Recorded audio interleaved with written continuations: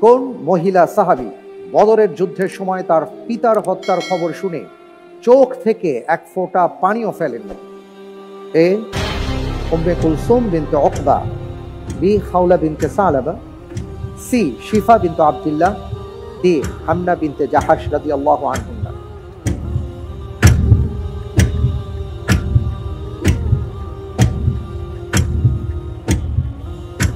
আমি উত্তর হিসেবে বেছে নিচ্ছি ডি, হামনা বিনতে জাহাশ রাদিয়াল্লাহু।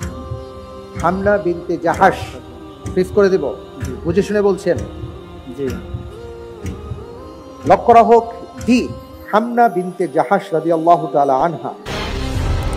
আপনি কোন চিন্তা থেকে হামনা বিনতে জাহাশ রাদিয়াল্লাহু তাআলা আনহার কথা চিন্তা করেছেন যে তার পিতার মৃত্যুতে বা বদরের যুদ্ধে যখন তার বাবা মৃত্যুবরণ করেন তার চোখ থেকে এক ফোঁটা পানিও তিনি ফেলেননি, তিনি কি হামনা বিনতে জাহাশ? এটা কি আপনি নিশ্চিত?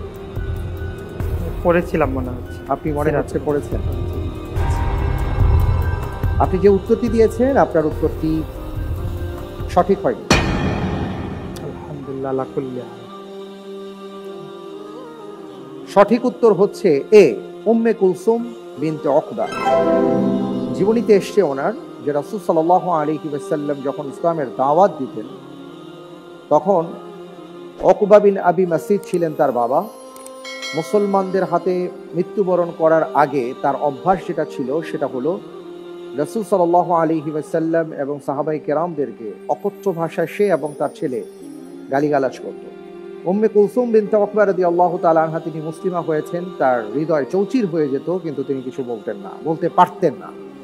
যখন তিনি জানলেন যে বদরের যুদ্ধে তার পিতা মৃত্যুবরণ করেছেন তার ভেতরে কোনো আফসোস কাজ করে না। মূল ব্যাপারটি হলো আমাদের জীবনের সবচেয়ে বড় সম্পর্ক বা সেতু বন্ধন যার উপর দাঁড়িয়ে আছে তা হলো ঈমানের সম্পর্কের উপর। ঈমানের সম্পর্ক সবচেয়ে বড় সম্পর্ক। সাব্বির হোসাইন, আলহামদুলিল্লাহ।